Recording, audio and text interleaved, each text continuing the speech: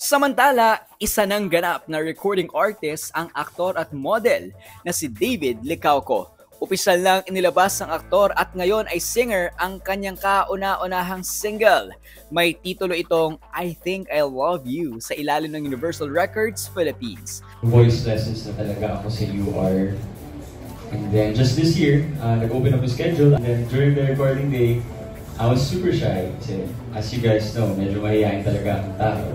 I love where I am right now.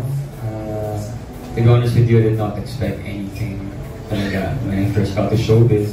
Nagpasalamat ang tinaguriang pambansang Ginoo sa kanyang management, gayon din sa kanyang fans na patuloy na sumusuporta sa kanyang karera sa industriya.